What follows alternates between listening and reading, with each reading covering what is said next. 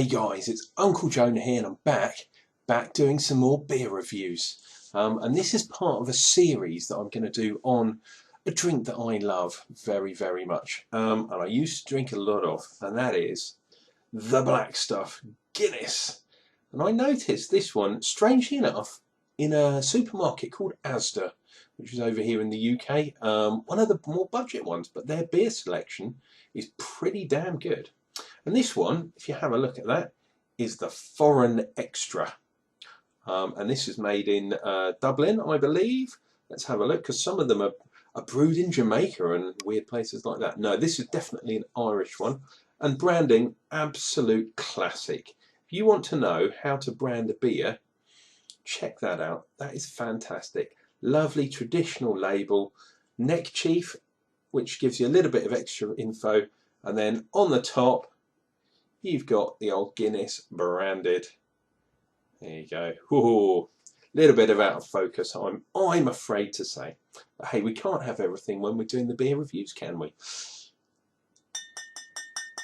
The only downer is this is a 330, but there's probably a reason for that, because this beer is 7.5%. 7.5%?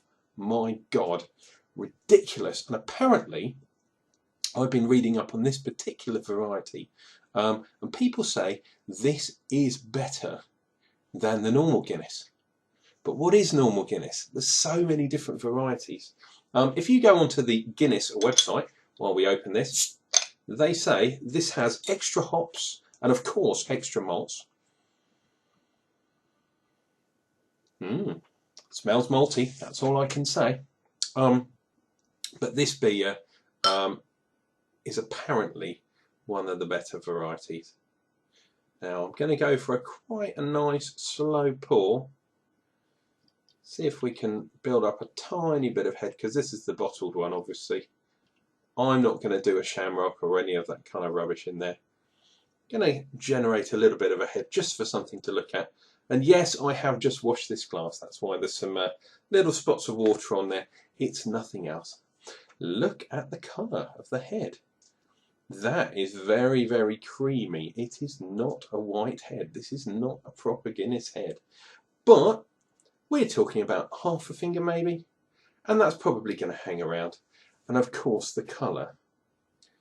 It is the black stuff after all. Oh, look at that. You can see the bubbles coming up to start forming the head there.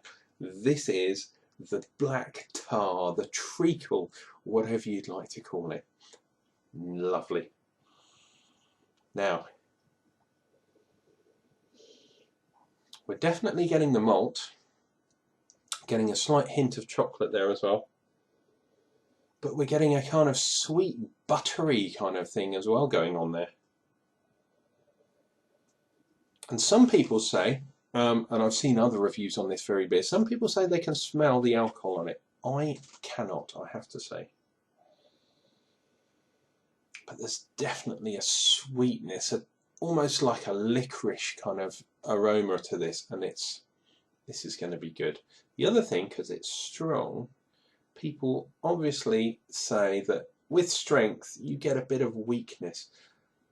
I'm not sure. I mean, it's not hanging around on the side of the glass, but it's definitely not water-like. I'm looking forward to this one immensely.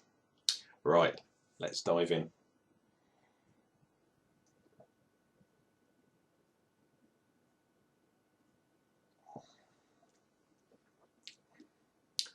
Ooh.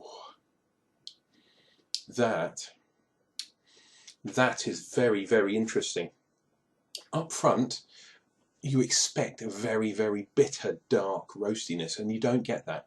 You get a very sweet kind of chocolate, which develops into a coffee kind of flavour as the bitterness goes off. But there's also that sort of creaminess, like,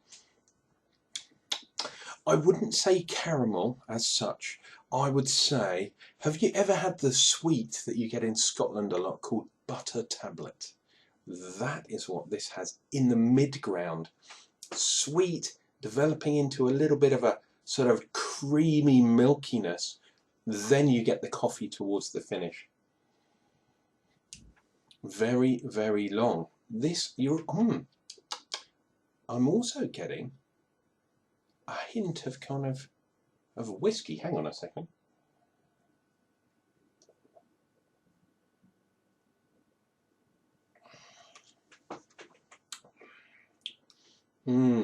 Yeah, slightly more bitter as your palate gets used to that sweetness.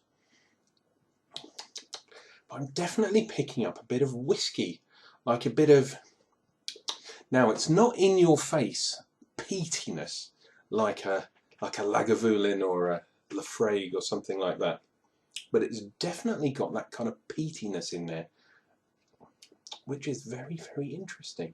It's there, but it's not up front. You have to seek this. This would be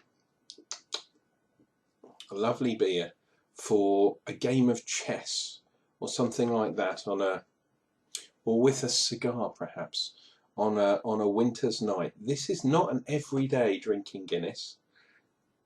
This is definitely something special. Got a bit of lacing. I know I've been swirling around the glass a bit. A little bit of lacing, but not as oily and kind of resinous as I expected.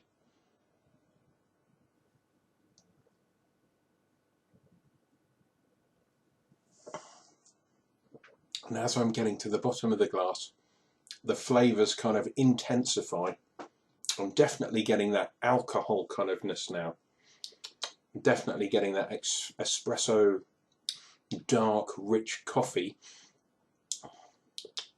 which is very nice in my book.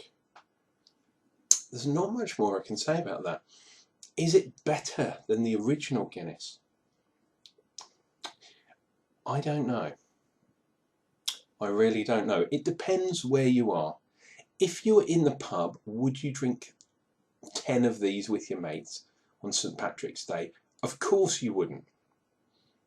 However, in the right context, this is a very, very good beer. I'm getting that alcoholness on my breath now. You know, as you breathe out, you can pick out that alcoholness just coming off the back of your tongue. There we go. Guinness for an extra. Very, very nice beer. This is the first in the series of the Guinness beers, because I'm going to do a fair few of the different varieties of Guinness. And if you want to drink along with me, get down to Asda and see what you can find, or go down to your local off-licence, see what Guinness they provide.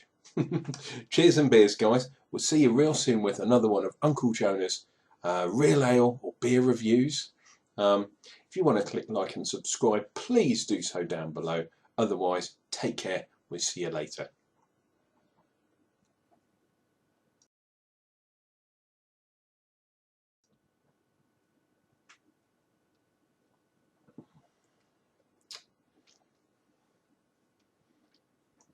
Oh, that is the dark stuff.